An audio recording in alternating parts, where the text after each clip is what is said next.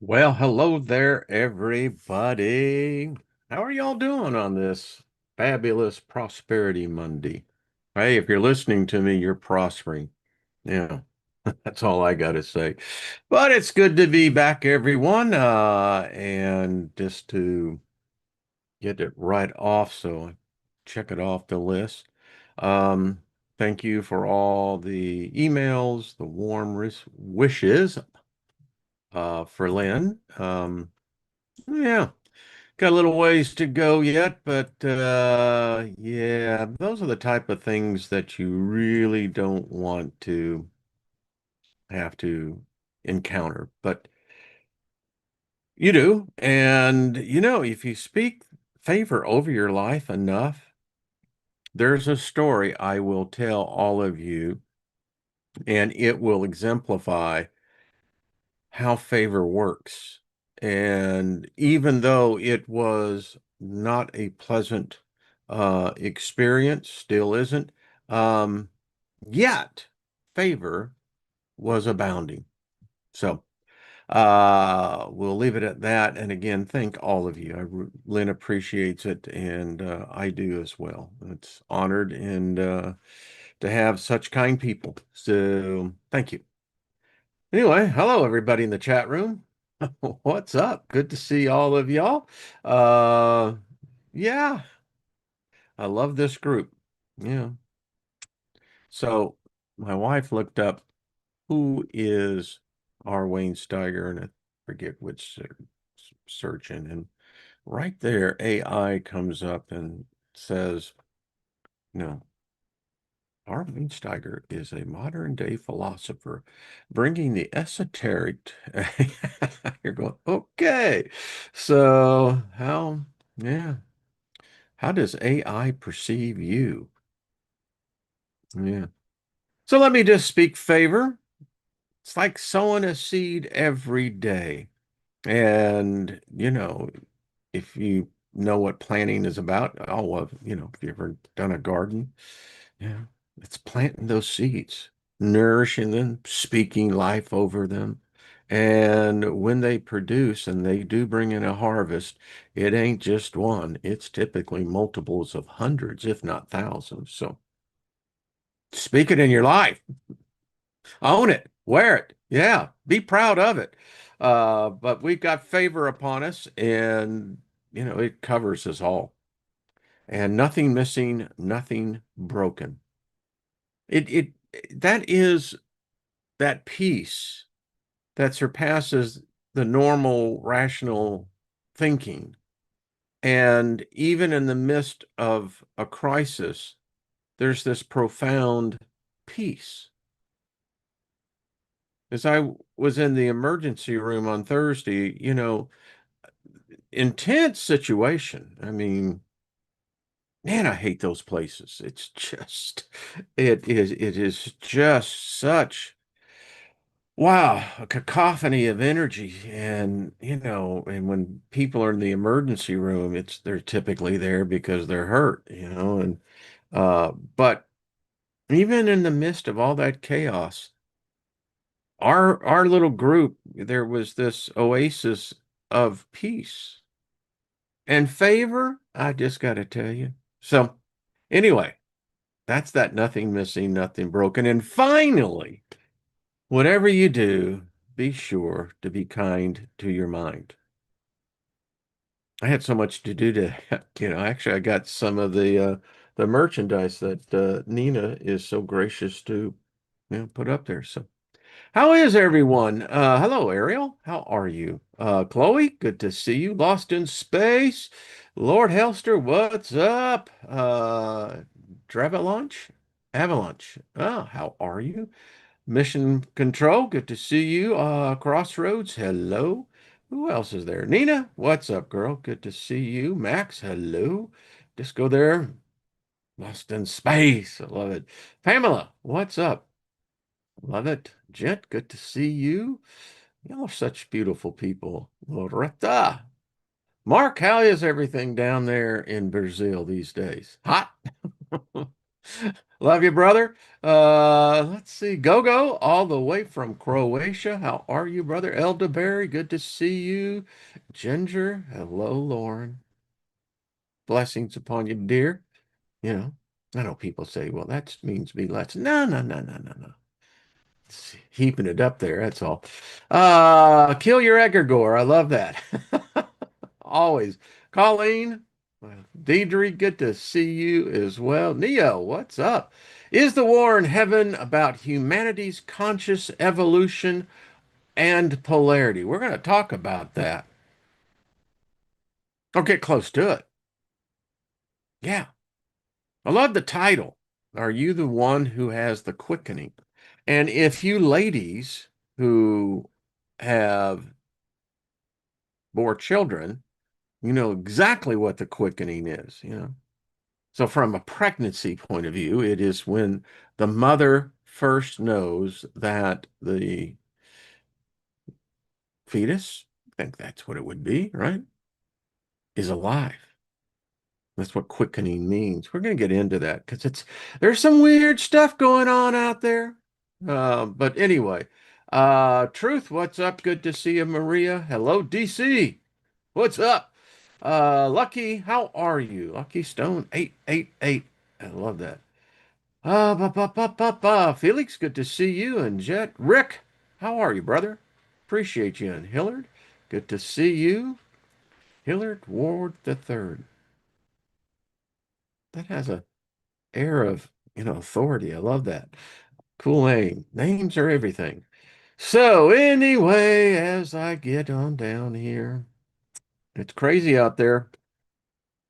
And, I've been on nurse duty. I excel at that. That's all I got to say. And it's true. Papa, it is, I guess I'm trying to say, truth. It seems to be the winds of war are once again blowing across the landscape of planet Earth. I don't get it, but I really do. Thursday when I was with Mike and Cindy and we were talking about the gods, who's talking, who's listening, and with these gods. And the United States, in God we trust, people don't understand. They really don't. So if even the history of how that happened, this is a god of war, and this god of war demands uh, blood sacrifices. That means human lives. And when you look at this, and we've even got it on our currency. Wow. And who was it that pushed for that to be on the currency? Eisenhower. And who was Eisenhower? Well, he was the last supreme commander. I don't know if there'll ever be another one. They say no. Um, you know, of the war. Weird stuff. And I don't like to, you know, even think that there is this insanity, but it is, and it's here. So, if these idiots seem to be so hell bent in having a war, um, I am stating publicly will not participate in this insanity. I believe humanity can do better. And that's what got me thinking over the weekend on this very topic. So let's get the creative juices going. I like to present to you just some things that if you take them in the presentation of how they're being presented, leaves us with some serious challenges because you and I exist in a realm, in a reality that is artificial. The reality that we call day-to-day living is an artificial construct. And the thing about it is, it's either we do not have the capacity to change it, or we have become complicit with it. Now you decide which is which. So, ladies and gentlemen, for your viewing and intellectual coitus, I present to you a few oddities of actual reality. Now, take a look at this. Weird, isn't it? But this is a human being who is literally been calcified into the rock. This process, we will find out, was not done within a year, not within 100 years, not within 1,000 years, not within 10,000 years. So what are we looking at? Well, we're looking at the Altamira man. Now, they found this gentleman, this dude. He was an individual whose bones were found fused to the walls of a cave, and I think that is La Laguna near Altamira in southern Italy. So they were able to extract DNA. Now, how does this have anything to do with what we're talking? It has everything to do with it. So they extracted the DNA from the bones sticking out from the limestone rock.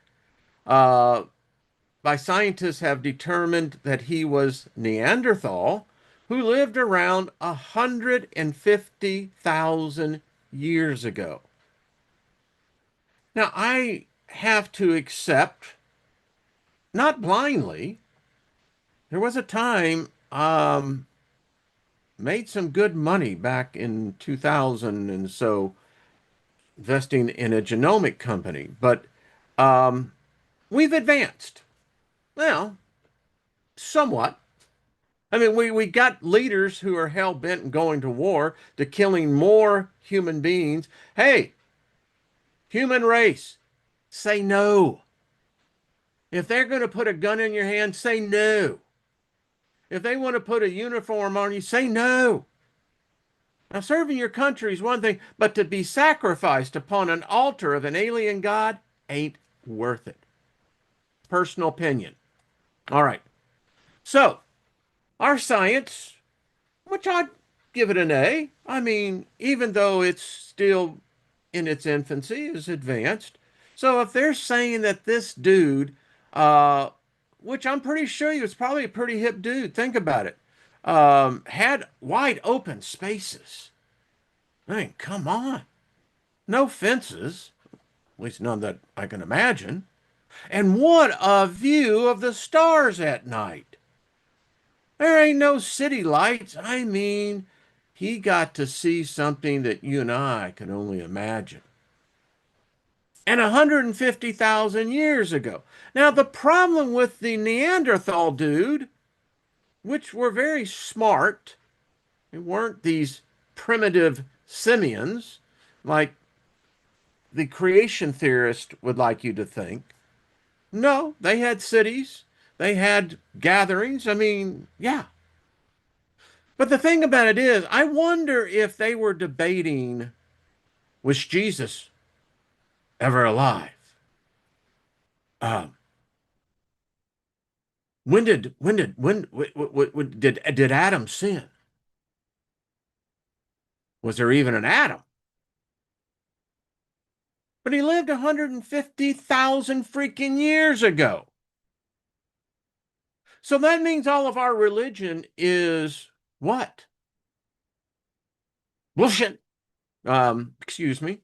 But yeah. So the researchers at the site suggest he died after falling in a sinkhole and could not free himself. Eventually, over thousands of years, yeah, you think thousands? How about tens of thousands? Years of calcium dripping on his remains, the cave and his body essentially became fused as one. Now think about this. If they were able to extract DNA, right? Well, the thing about DNA is DNA alive or dead? Or is it neither? And if you think about it, in a certain sense, he's, his bones are still alive, whether they've been calcified or not. Brain matter, his brain is calcified. But I wonder if he was praying to Jesus, Muhammad, Yahweh, Enki, Enlil. You know, they never tell us about their gods. Did they have any gods? And no matter how you look at this, it suggests the story is much older than all of our theology, all of our philosophy, all of our ideology. And I dare say if we could extract and bring him back, and once he got over the shock, etc., because you know in the Old Testament they did that. Ezekiel laid upon the bones and the bones became alive. I wonder if he would look and think that have we really advanced all that much? I mean, he had clean air, had non-contaminated food. Wow. I doubt if he was being, really gave a crap what political power party was in power. Don't think he really cared about that. Probably his biggest concerns was staying alive. Because, not that we know anyone gave him any books, so he's writing the books. Anyway, there you go. Just something to think about. Now, this is an odd novelty. Take a look at it. Strange encryption, and it's, by the way, this is in the museum in Cairo, Egypt. But the stone is unique because it's not of this earth. This is the Bin Bin Pyramid. The pyramid is made of a black stone, but it is not an ordinary stone because all of its components are not found on Earth. The black ironstone is only found in space meteorites. It's very hard ironstone and difficult to mold and dig. But it's not difficult to break. So how was it cut with such accuracy and the angles and the deviations of it itself? I mean, and how was the face polished with such unique precision? Because any way you slice it and dice this is talking about a technology that we don't know about anymore, or if we did, we've forgotten about it. And it poses problems. I mean, I have to ask you, do you think Adam and his descendants did this? The reason why I'm bringing this up because our narrative is founded, the very foundations have been molded by these beliefs. And even if you have broken away from those beliefs and have set out upon your own path, your own road, it still influences because you're still in it. You may no longer be of it, but you're still in it. So in this case, they think it may have been Egyptian. It's where it was found. That's a damn big rock, if you ask me, by the way. Um, so how'd they do this? Did they use this by human hand? I mean, did they just get some sand in their hand and, start to, but it would require technology that we don't even have. And we've got lasers now. So who did this? And how? Yeah. Um, it says, as were these very inscriptions on the side of the pyramids, scientists found it impossible for any tool, old or new, to carve these inscriptions except with a laser cutting tool.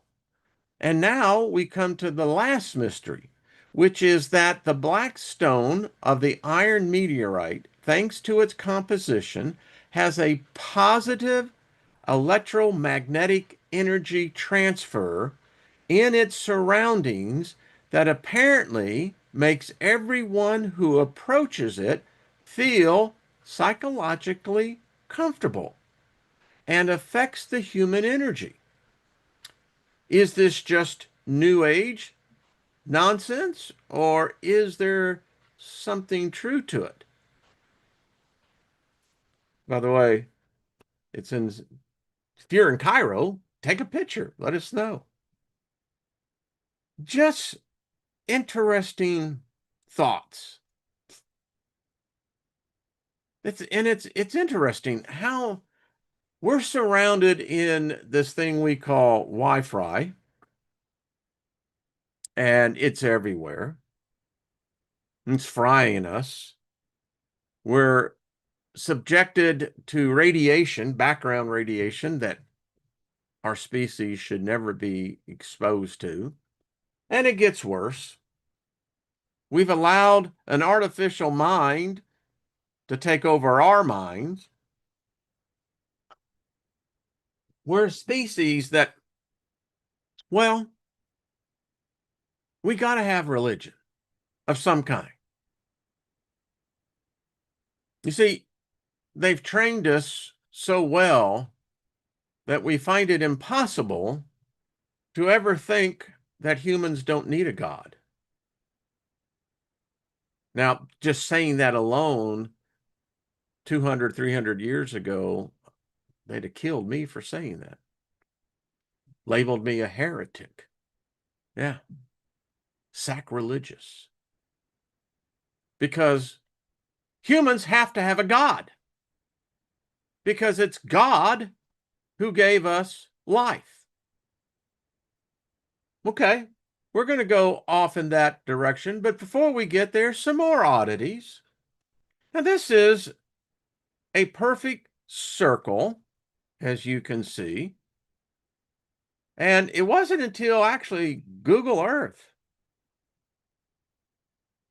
puzzled archaeologists, geologists, all the ologists. Well, what they have come up with is that, by the way, this is in the Saharan desert, that this is a meteorite strike. Okay. The perfectness of the circle, I guess it's just a natural phenomenon. Who am I? I don't know. And then you've got this, because we're going to be talking about the soul and the spirit. Because the evidence shows that there was something before us, whether you want to call it a different part of the genus of Homo, man, or maybe there was something that wasn't man. Maybe it was some bipedal hominid of some kind. I don't know. But what we do know is that our technology is getting better and better to where we can now capture glimpses, images, impressions of a reality, of an existence that coexists with us as I speak. It's separated by a membrane, but nevertheless it is there, and there are, how should we say, um, entry points, exit points. This is, by the way, a state trooper, Georgia, I believe, I think. Anyway, um, this was a crash scene. The person in there, you can see in the seat, is dead. But this is what the officer caught on his 16 millimeter camera. Apparently, this cat died screaming. I don't know. And then, because the thing that then we say, well, did this person go to heaven? Did this person go to hell? Did this person go to Ghostland? And how do we come up with all that? Well, we're taught that this is the case because we all have a soul. We all have a spirit. Okay. But here's the thing. One size doesn't fit all. In fact, there seems to be a whole lot of difference. By the way, I wanted to show this because this is phenomenal. This is, I believe his name is Rolf Reiner. Um, this is a composite picture using the light spectrums coming in as to what Andromeda would actually look like now in our sky if we could see the full light spectrum. She's coming in. She's coming in hot. So, is this a soul or a spirit? This is death. When you die, and you're going to die, we all are. We die every day. We just don't realize it because it doesn't feel like death. But technically, every day you're in this death realm, you're dying. You're not living, you're not reliving, you're dying. The cells of your body are dying. We have been genetically programmed for that. We experience death every day. In fact, as long as you're in this realm, you're going to be experiencing death 24/7, 365. And let's get down, you can get down to 60 seconds every second. You can get down in the nanosecond.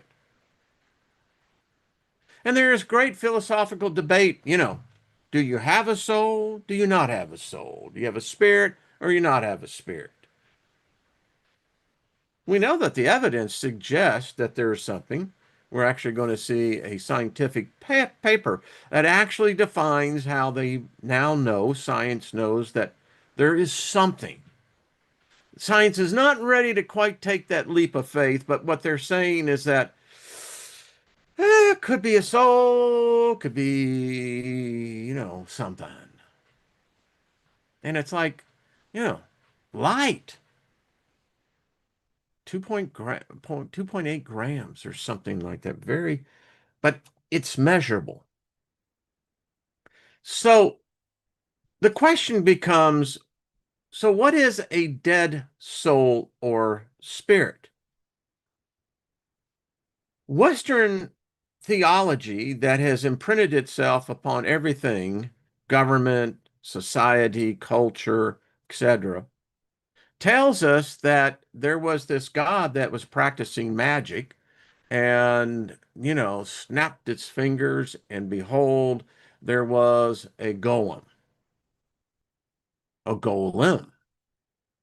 Anyway, it seemed that somehow or another that out of the dirt it was able to form, you know, blood vessels, corpuscles, get into I guess, the DNA. I don't know where the DNA came from, but that's okay. We're going with the story.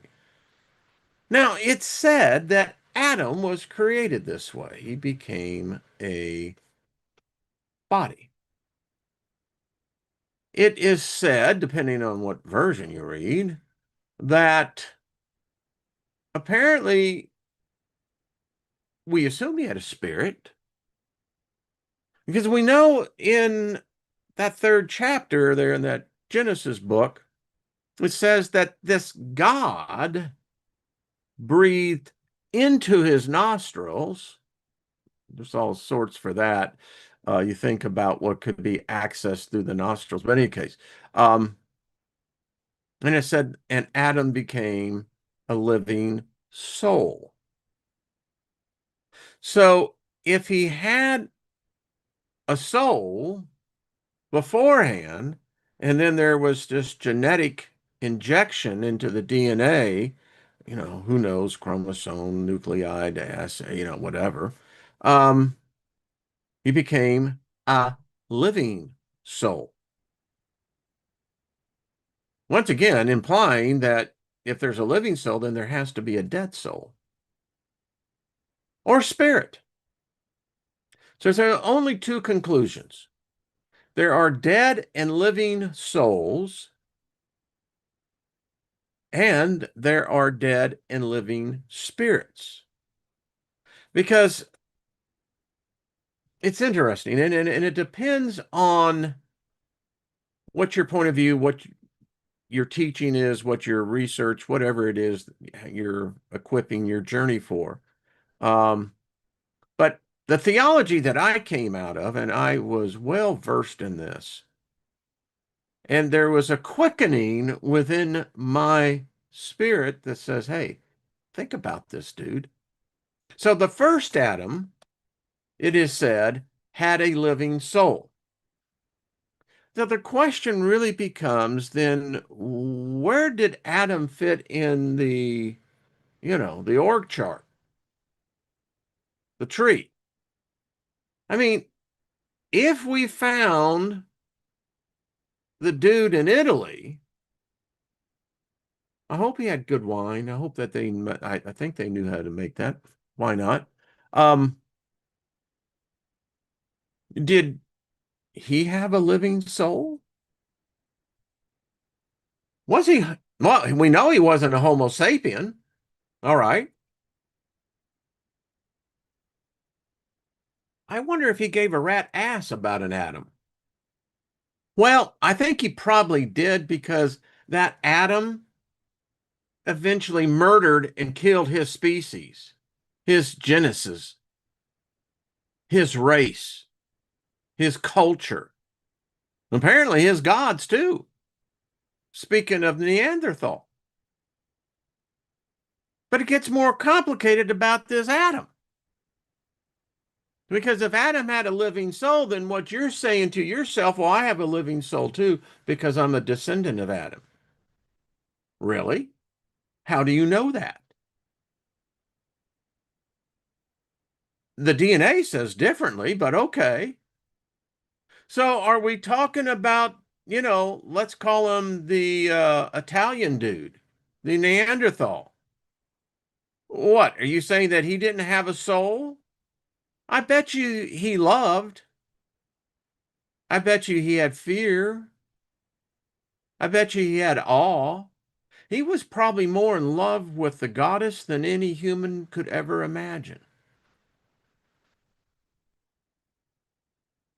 Yeah, I'm assuming that Neanderthal was smarter than the sapiens.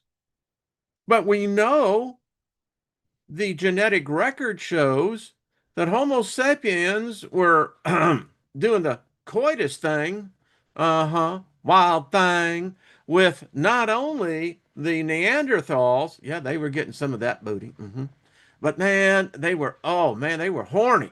These sapiens, man, they'll have coitus with anything. Cro-Magnon got on with that one. Oh yeah, the hell of a group. And then the Denisons. I mean, yeah. But something within us killed all of them. Yeah, boys and girls, choose wisely when you have sex, right? You never know. So getting back to the lecture here at hand. So what do we do with, the Italian dude? He existed. In fact, isn't it odd that I can see a 150,000-year-old humanid, but I can't see any of the modern gods? Don't see the God of the Bible. Don't see any of them. But I can see this. So which is more superior? That which I can see or that which I cannot see? Hmm.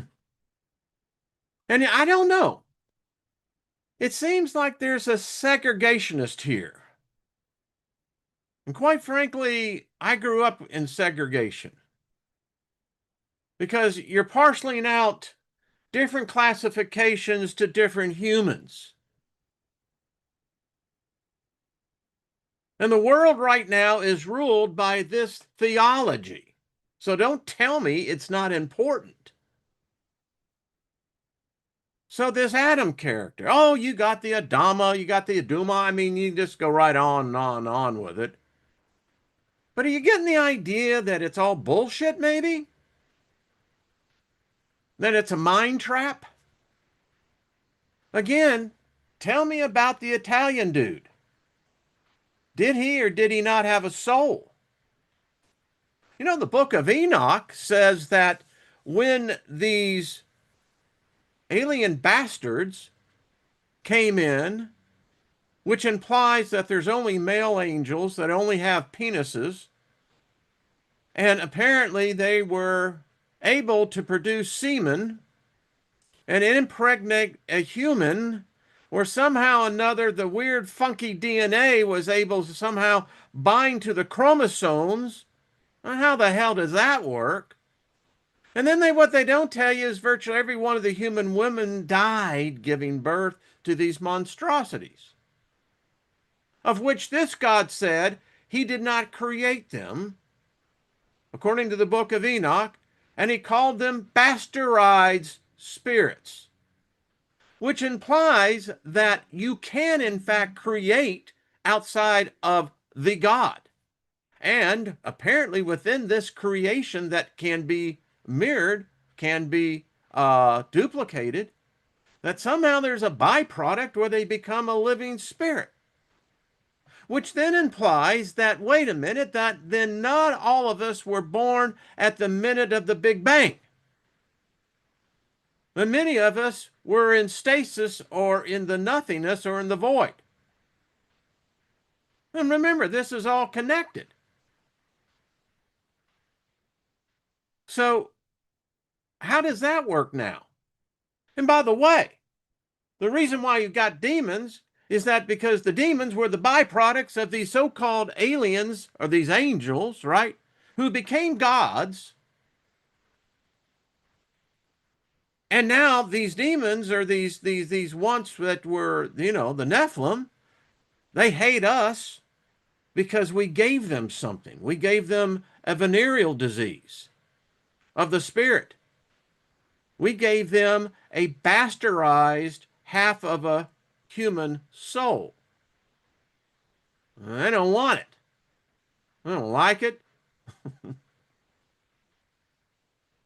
So that just gets, and from this, we've developed a worldwide cult, this religion that right now is tearing this country apart. It's going to tear the world apart. Because the next part of this, the master magician, Paul, he comes out and says, well, now remember, this is all his fucking theology. He never met a Jesus, never wrote about any miracle a Jesus ever did, never talked about Jesus ever having disciples, none of that shit.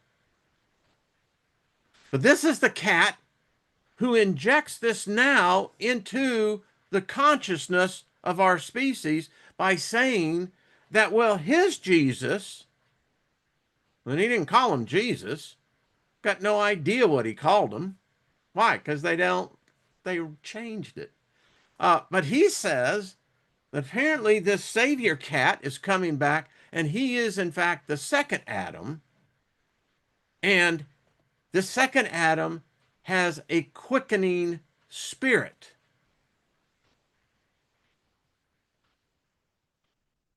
Clearly indicating, even in esoteric thinking, even in occult thinking, that there's different kinds of spirits and that not all humans are equally created. I mean, you get converted into a religion, into a ideology, a belief.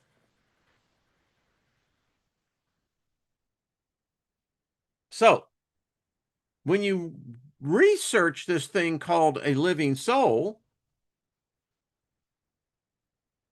you find out that a living soul refers to an animal soul. Now, that directly implies that all animals have a soul. Your pet, if you're into husbandry of other animals, domesticated, etc., all have a soul. Now, is that soul immortal? Well, depends. Some say yes, some say no. And then here's the interesting thing about the quickening. So if you have a quickening spirit, that is one who has, get this, authority and power. Those are two different Greek words. But here's the interesting thing, to give or take life. Clearly saying that there is something that can happen to a spirit that changes it, alters it. I don't know if it's a power boost up. I don't know what exactly. I mean, obviously, it's inferring that there's some sort of material change, even in the ethereal.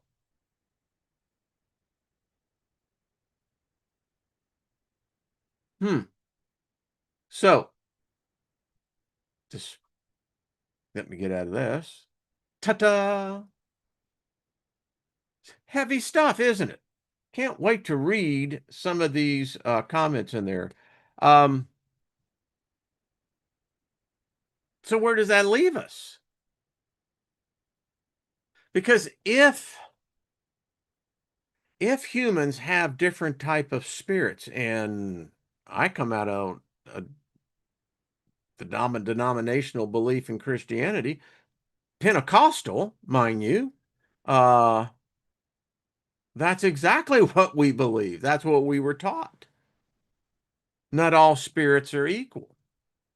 This magician Paul, and it's true when you think about the when I look at it now, and I studied these letters, and I had them memorized, and now I look at it and I'm just going, holy crap, what was this dude really into? I mean, listen, he's the one who invented the Jesus character. Well, depending on how you see this, I mean, you could say, well, for instance, the Romans invented Christianity, which, well, guess that would be true because Paul was a Roman citizen, right? How convenient. Oh, by the way, if you read the story, it gets even more interesting because you find out that this Paul of Taurus, right? Um, that not only was he a Roman citizen, but you know what Mama and Daddy did for the family business? Yeah, they would be equivalent today of billionaires. Because Mama and Daddy of Paul's family, right? They supplied the Roman legions with tents, blankets. Yeah. I mean, not a bad contract if you can get one, right? I mean, we're talking filthy freaking rich. And the thing about Paul, which gets even weirder, if you read the 22nd chapter of the book of Acts, which there's another chapter behind that, and it's not with Paul dying in Rome under Nero. Uh-uh. No, Paul goes up to what we would call southern Germany today, has himself a villa, a vineyard, dies an old man's life. But what's so interesting that in that forgotten chapter, Paul meets Pontius Pilate and murders Pilate and throws his body over the cliff. Yeah.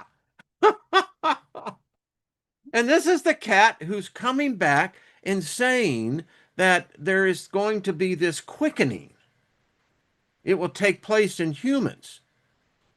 The problem is he never defines it as such. Well, how does this happen? Well, you read recently, I think it was last week, in fact, that there was a group's portion of people who believed in Paul's, again, this magician, Paul, who says to everybody, guess what, man? There's a catching away coming. And you're going to see it. And here are the signs to look. People have fallen for that countless times, and they'll do it. Why? Because what we see coming in the world, it's not pretty. And they want to get a free ticket out. There's no free ticket out, baby. You're in for it. Hey, Graham, what's up, everybody? How are y'all? Definitely. I have to read this back. Somebody says they plagiarized and overwrote the language with the Aramaic and Hebrew, overwrote the Proto-Canaanite. That's the problem. We don't even know what they wrote. Over this time, I've had a time, encountered a couple of things, and I've challenged some people. Show me, show me an original book. Show me any original book that's in the Bible. Show me it. No preacher has ever seen an original book, the original letters. So they don't know if it exists or not, but they will read and believe and bleed that belief. I was there one time. And so when you think about your journey coming to an end here, so how does that end? Do you have a soul? Do you have a spirit? I got to be candid with you. I quite frankly have just said, I don't think that, a soul really matters so much as it is my spirit. But yet, in all of these religious beliefs, they don't want your spirit. They want your soul. Well, what the hell does that mean then? You've got supposedly in the pseudo-apocrypha that said that these giants that ruled the world, and they did, that their offspring were cursed because of us. And if you read the story, we're cursed because of the God that supposedly created us. That God cursed us. Well, he cursed woman first, then he cursed us, and then he cursed the freaking planet. But getting back to this whole thing, so they're pissed off at us because they got this hybrid bastardized thing called a soul. And they all seem to want my soul so I can save my soul. Well, I kind of look at it now as that if I have a soul, then why is it necessary for me to save the soul? What am I trying to save here? I'm more concerned about my spirit, really. It's my spirit that gives me life. It's my spirit that energizes my soul and my body. Hmm. Antiquini says the soul sounds like sold. Isn't that true? That is so true. And then you got this quickening thing.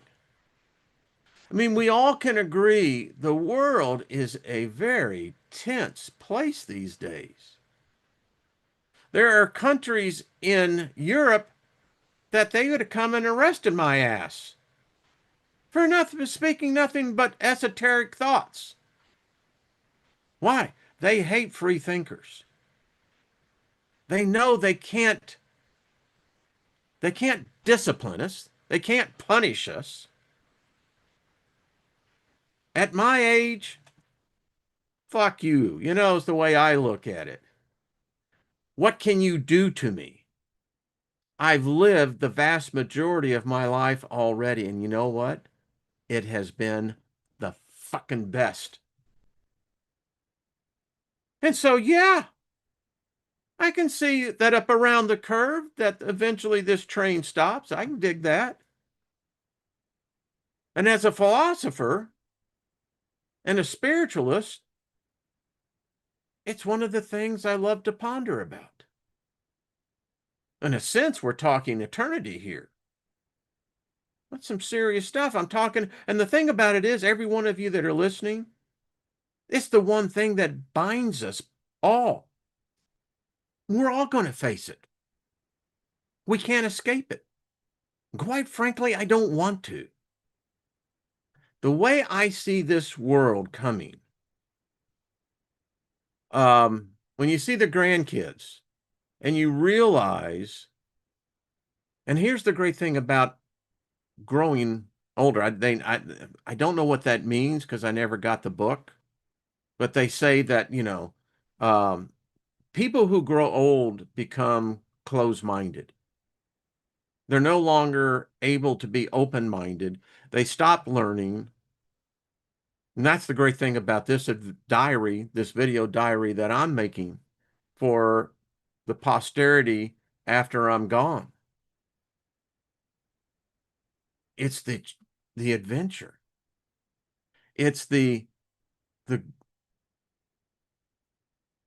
I don't know if it's annoying or if it's a discovery or just a rediscovery. But in any case, getting back to the point at hand, um, it impacts us all. And it's that thing, and it's like, okay, I often view this sometimes, and I look back and I go, all right, so this soul and this spirit thing. So who's doing the talking?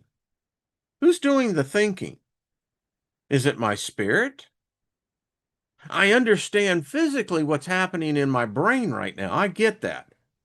That in different portions of my brain, particularly the pineal gland, it supercharges the synaptic pathways, and it always brings these precious. Oh, I don't know. It's almost like taking a supercharged vitamin, and it's a thought that expands your thoughts. It's called having an open mind. And the thing about that is that it somehow inoculates us against this narrowing of the spirit. Because it's to me, it's my spirit that's traveling those synaptic pathways. I can't even see my thoughts, but I know it's happening. I haven't ever seen my brain. They tell me I got one. I've seen it measured. I can measure it over my biofeedback. And so if I can't physically see it, but I can certainly, wow, I can't even touch my brain, right? But yet, this is the product of the brain. And so is it my spirit that's giving me my thoughts? And where do my thoughts come from? How is my consciousness, how is my spirit able to be into a center that where I can continually produce these thoughts? And are they electrical discharges from a source of a spirit that somehow is wrapped within a soul that allows me to have the capacity to expand out beyond that which I can't?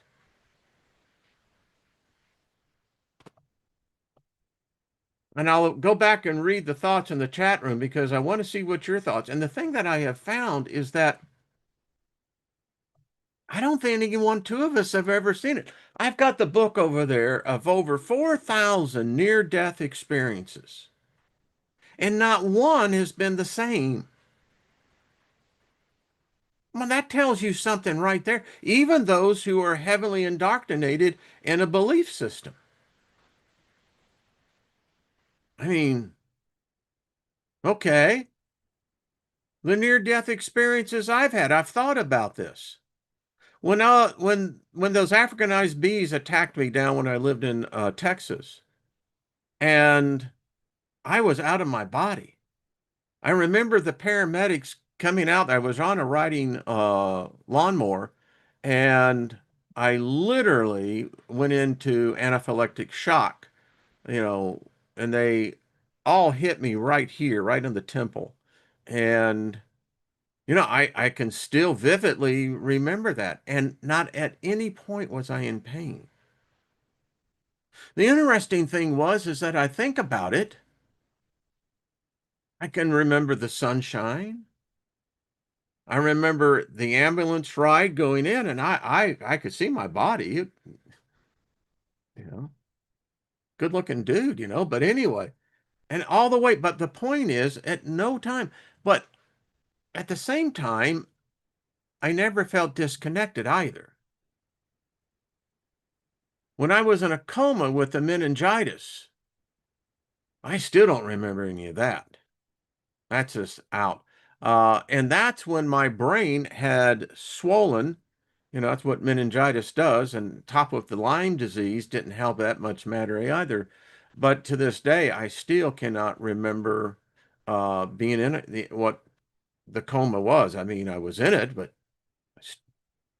so is there a place where is that the soul retreats?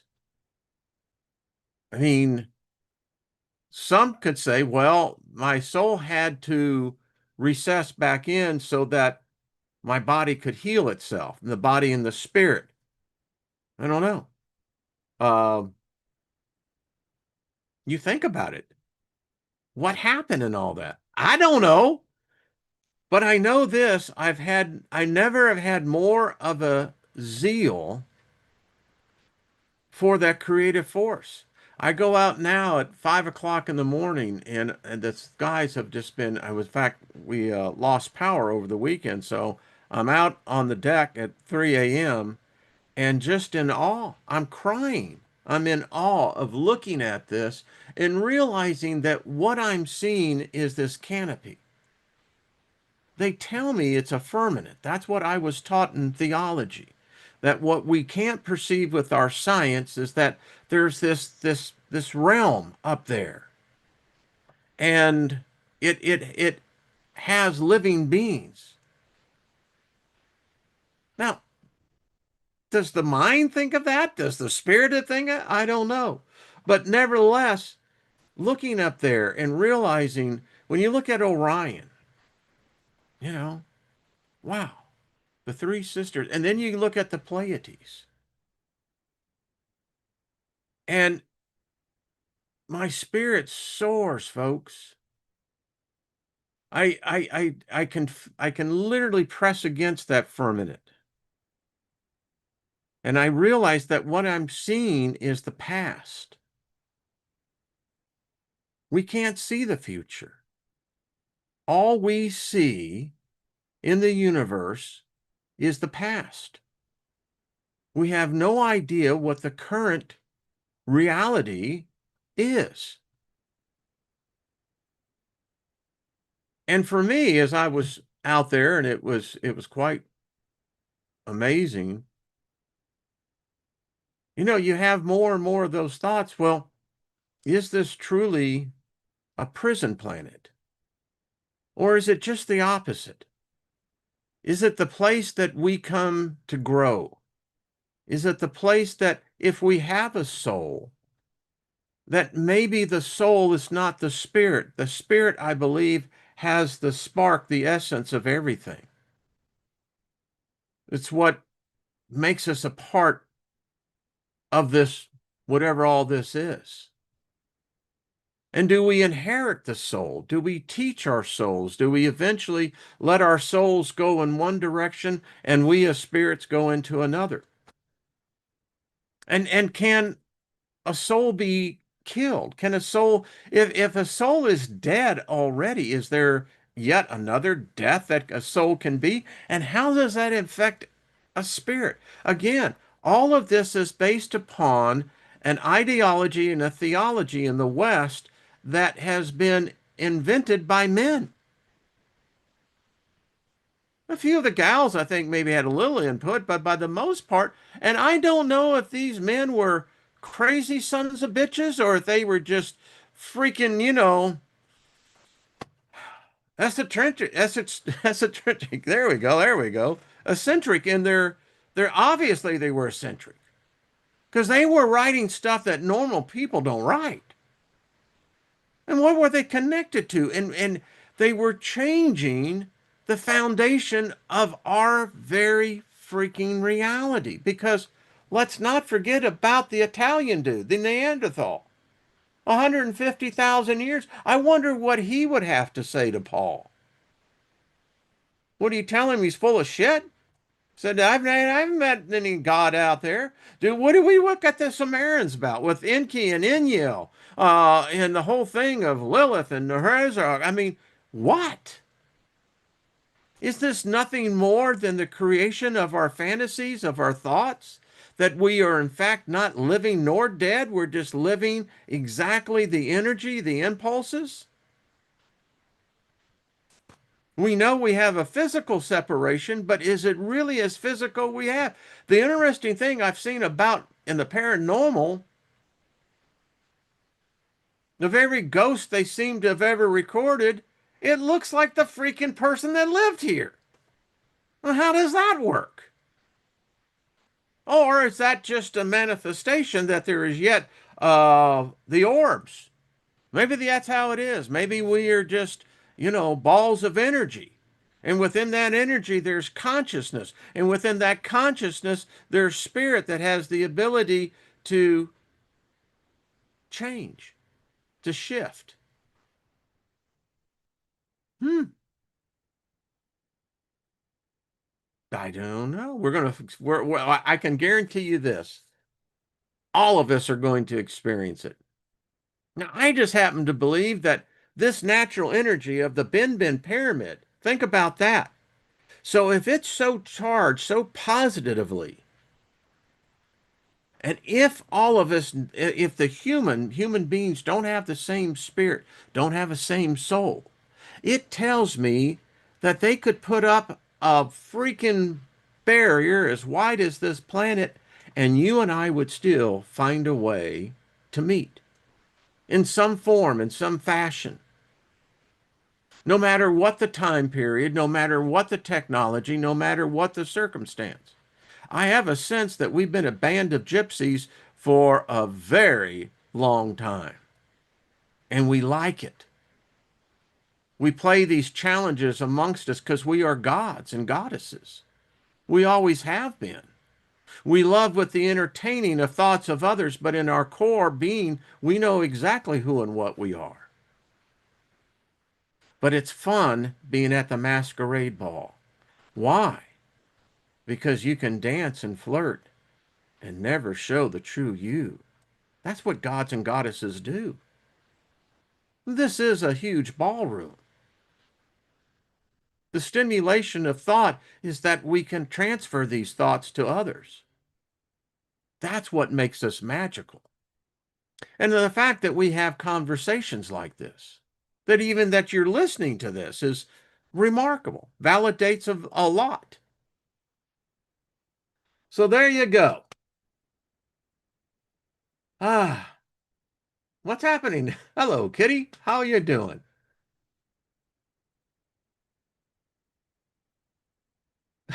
Body Wayne residue.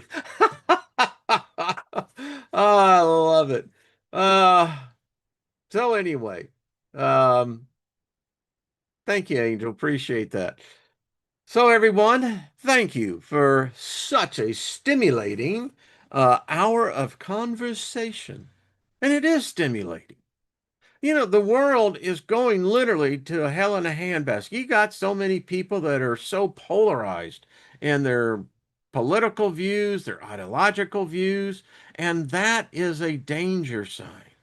When people stop being able to be open-minded and truly be intolerant and accepting of all other beliefs, that's the only way we work our way out of this.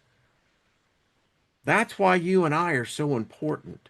and other channels that have the same philosophical, esoterical belief that we realize that we're different and our difference is tangible.